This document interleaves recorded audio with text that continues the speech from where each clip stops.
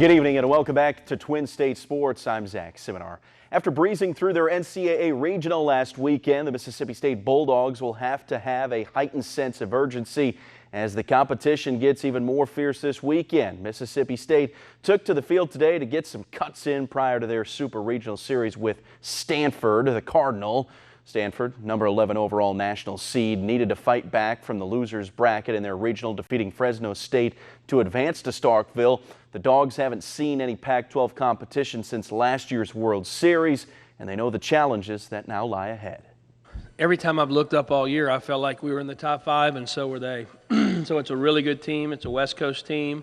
3 good starters, really good bullpen.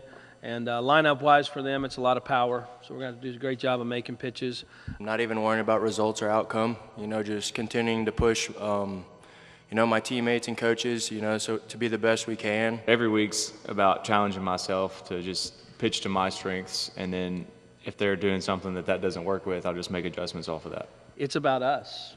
And so if we prepare, if we play the game the right way, if we show up and do what we're supposed to do, we usually win.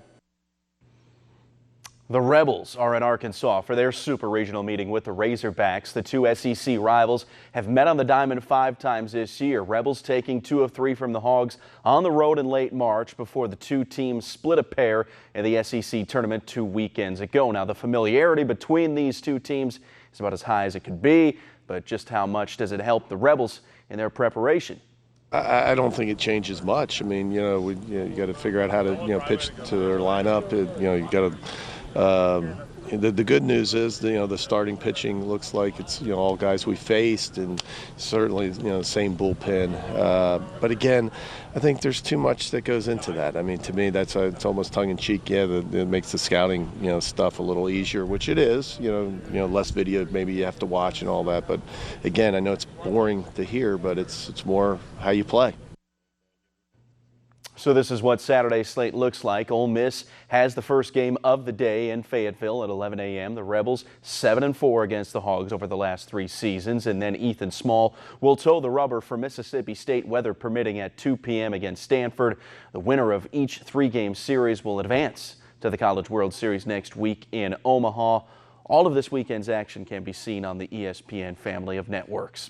The Atlanta Braves have agreed to a deal with left-handed pitcher Dallas Keuchel, the veteran starter who won the AL Cy Young Award in 2015, while with Houston will receive a 1-year deal worth $21 million. Deal is prorated, which in essence will pay the 31-year-old just $13 million for the final 4 months of the season. Atlanta had interest in signing Craig Kimbrell before the aggressive Cubs swooped in. Keuchel went 12-11 last year with a 3.74 ERA with the Astros. And last night in Beantown, the St. Louis Blues inched even closer to their first ever Stanley Cup title after a 2-1 Game 5 win that put them up 3-2 on the Boston Bruins. Ryan O'Reilly scoring and adding an assist for the Blues, who got stellar defensive effort from goalie Jordan Binnington, who halted 38 of 39 shots that were sent his way. Lord Stanley's Cup will be in attendance for a potential closeout game on Sunday night at 8 p.m. in St. Louis. And now the NBA Finals, Game 4 tonight. Toronto and Golden State might be a must-win for Golden State. Yeah, I mean, they're so banged up right now. Everybody's hurt. Klay Thompson expected back. Kevin Durant is out, though. No depth on the bench. I mean, Ann and I might suit up. Yeah, we're about ready to tag in. Yeah, we were going to suit up tonight. And I'm only 5'1", so it's getting desperate.